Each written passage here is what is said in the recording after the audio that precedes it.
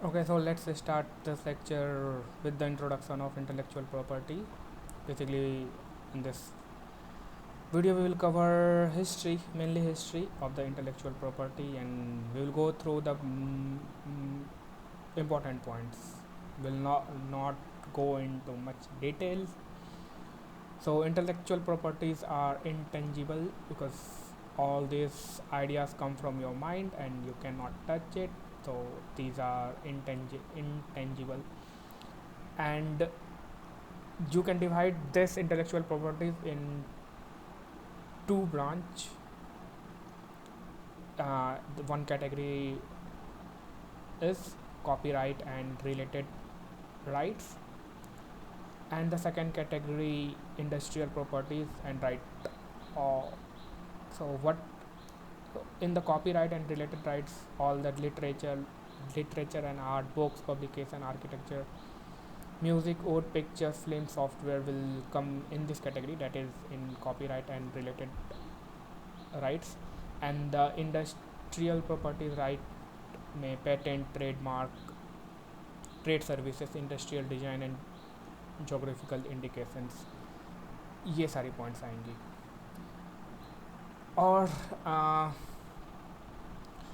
दूसरी बात, ये जितनी भी आईपी आपको इंटेलेक्चुअल, इनको गवर्न कौन करता है, तो इनको गवर्न जो करती है वो department of promotion of industry and internal trade, DPIIT, department of promotion of industry and internal trade.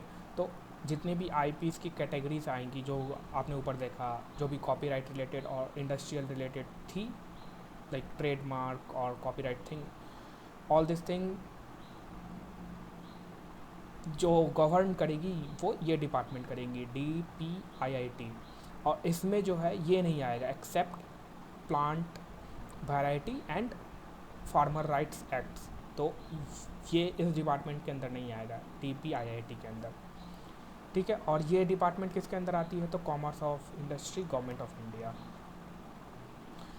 अब WIPO क्या है, तो WIPO जैसे कि इंडिया लेवल पे, ये आपको एक तरह से इंटरनेशनल लेवल पे हो गया, तो UN ने इस्टेब्लिश किया है ऑर्गेनाइजेशन जिसको कि वर्ल्ड इंटेलेक्चुअल प्रॉपर्टी ऑर्गेनाइजेशन बोलेंगे। तो ये भी हम लोग देखेंगे नेक्स्ट अपकमिंग लेक्चर्स में।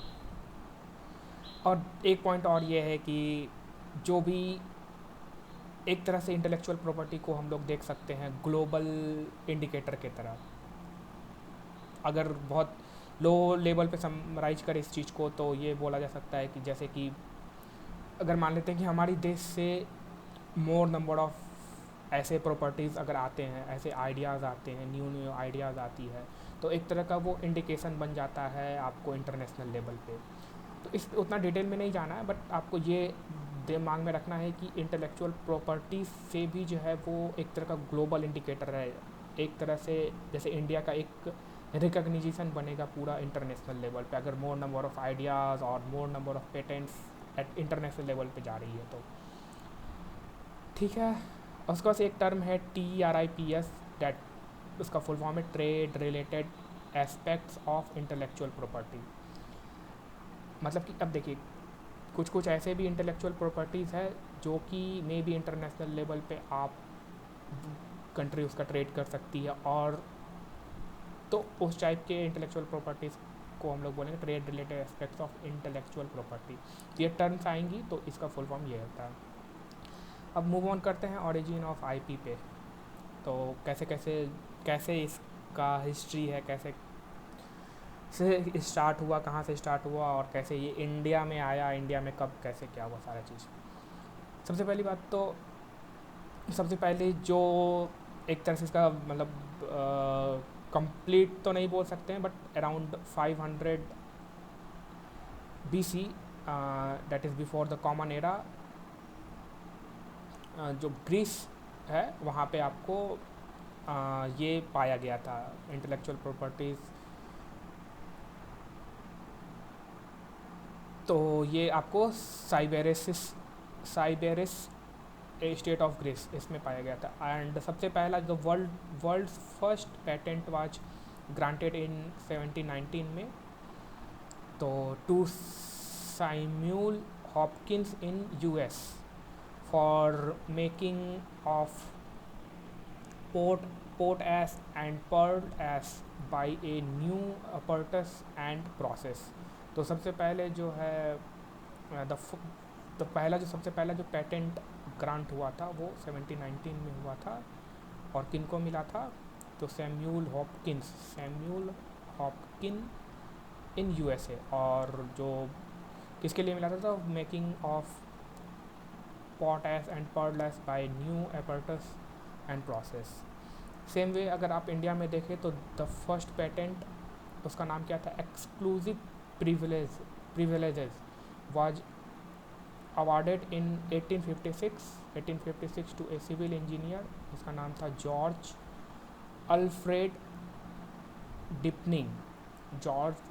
डिपनिंग। तो मेन ये याद रखना है कि सबसे पहले इंडिया में जो मिला था वो पेटेंट का नाम था एक्सक्लूसिव प्रिविलेज इन 1856, और सिविल इंजीनियर थे जिनका नाम था George Alfred deepening from Calcutta. और किस इन्वेंशन के लिए मिला था? तो एन इफिशिएंट पंख पुलिंग मशीन। तो उस टाइम फ़ैन वगैरह नहीं था, ये इलेक्ट्रिक फ़ैन वगैरह नहीं था, तो ह्यूमंस जो ही थे वो पंखा को चलाते थे। तो उसमें ही इन्होंने कुछ मशीन डेवलप किया था जो कि इफ़िशिएंट था, समथिंग लाइक दैट। तो उसके लिए उनको एक्सक्लूसिव प्रिविलेज नाम का पेटेंट मिला था 1856 में। उसका नाम, सिविल इंजीनियर को उनका नाम था जॉर्ज अल्फ्रेड डिपनिंग। एक टर्म आती है प्रायोरिटी डेट। तो what is priority date? The date on which the first application for the invention is filed, provisional और विथ कंप्लीट स्पेसिफिकेशन। तो उसी को प्रायोरिटी डेट बोलते हैं। मतलब पेटेंट के लिए अगर आप जा रहे हैं तो first application from the invention for the invention is field. तो किसको इन्वेंशन किया आपने, और जो फर्स्ट एप्लीकेशन फिल किया, तो जिस दिन फिल किया वही आपका क्या हो गया? प्रायोरिटी डेट हो गया। और उसके वजह से कुछ हिस्ट्री है, कैसे कैसे जो है अमेंडमेंट्स हुए हैं ये पेटेंट्स एक्ट्स वगैरह में, कैसे कैसे सारे चीज़ें आई, कब आई, ये सारी बात। तो सबसे पहले तो ये था the Indian patent and design act 1911, ठीक है। तो at the beginning of 20th century all the earlier act related to inventions and design were done away with the introduction of the Indian Patents and Design Act 1911। उसके बाद क्या, after India got independence in 1947, जो experts थे इस field के, उन्होंने क्या किया कि ये जो पेटेंट एक्ट था, the Indian and design act 19, इसको सोचा कि इसको रिव्यू करना ज़रूरी है। बहुत सारी खामियां होंगी जिसके कारण रिव्यू करना ज़रूरी होगा। तो इसको जो रिव्यू करने के लिए कमेटी बनाई गई, जिसके कि चेयर पर्सन थे जस्टिस बख्शी टेक चांद। सो सबसे पहली जो कमेटी जिसको कि रिव्यू किया ये एक्ट जो 1911 का था, तो उसके लिए कमेटी बनाई गई जिसको कि चेयर किया बख्शी टेक चंद ने। फिर उसके बाद से फिर अगेन 1957 में सेंट्रल गवर्नमेंट ने फिर से एक अनदर कमेटी बनाई, पावरफुल कमेटी, जो कि ये कमेटी इसके अंदर इनके अंतर्गत आती थी एन राजगोपाला अयंगर।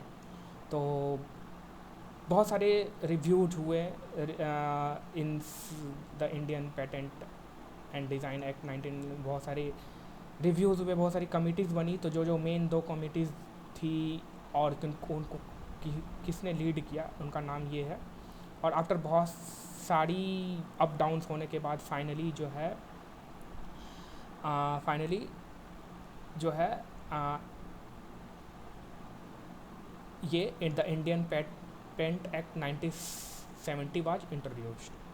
तो 1970 में द पेटेंट एक्ट जो है वो इंट्रोड्यूस किया गया। और एक बात यहाँ पे और ध्यान रखनी है, ये इंडियन 1970 तो इंट्रोड्यूस हो गया, बट ये जो Indian patent and design act of 1911 ये क्या था, अभी भी एप्लीकेबल था फॉर डिजाइंस ओनली, तो सिर्फ डिजाइन के लिए अभी भी एप्लीकेबल था, और ये कब तक रहा, टिल 1994 तक एप्लीकेबल रहा। ठीक है, तो ये थी हिस्ट्री पेटेंट की, कैसे जो है आपको पेटेंट एक्ट वगैरह आए और कैसे उनमें अमेंडमेंट्स हुए, कैसे रिव्यू हुआ उनका, कब कब रिव्यू हुआ, और जो है फाइनली द पेटेंट एक्ट 1970 ये जो है इंट्रोड्यूस हुआ। ठीक, अब आते हैं हम कॉपीराइट एंड रिलेटेड राइट्स में। तो इंडिया में कॉपीराइट सबसे पहले जो है 1847 में हुआ, और जब ये 1847 में, और कॉपीराइट में तो आपने देखा जैसे कि म्यूज़िक हो गया, बुक हो गया, ये इन सब चीज़ों से रिलेटेड है। और इसकी वैलिडिटी क्या, जैसे कि मान लेते कि एक बुक है तो उसकी अगर उस पर किसी का कॉपीराइट है तो लाइफ टाइम रहेगा, plus 7 year but not more than 42 years in total. उतना इम्पॉर्टेंट नहीं है, बट ये इम्पॉर्टेंट है कि concept of copyright in India 1847 में आया। उसके बाद से फिर copyright act 1914 was introduced based on imperial copyright act 1911 of UK. ठीक है, उसके बाद से फिर आपको इन 1957 copyright act 1914 replaced with copyright act 1957। तो 1957 में जो ये कॉपीराइट एक्ट 1957 जो है वो रिप्लेस किया किसको, तो कॉपीराइट एक्ट 1914 को। अब नेक्स्ट मूव करते हैं ट्रेडमार्क को, ट्रेडमार्क की ओर। तो trademark registry established in India in 1940, और 2002 में ट्रेडमार्क रूल्स इंट्रोड्यूस किया गया। ठीक है, इस्टेब्लिश्ड हुआ ट्रेडमार्क रजिस्ट्री जो है वो 1940 में, बट 2002 में ट्रेडमार्क रूल्स जो है वो इंट्रोड्यूस किया गया। नेक्स्ट आते हैं जोग्राफिकल इंडिकेशंस को। तो 1999 में, ठीक है, being a member of world trade organisation GI of goods act was introduce. तो geographical indication of goods act जो है कब इंट्रोड्यूस किया गया, तो 1999 में। फिर 2002 में 2002 में the GI of goods rule 2002 was introduce.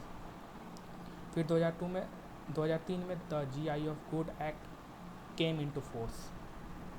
ठीक है, तो कब आया, तो 2003 में। इंट्रोड्यूस कब किया गया था, तो 2002 में। ठीक, अब नेक्स्ट आते हैं डिज़ाइन पे। तो 1872 में patent and design protection act introduce किया गया 1872 में।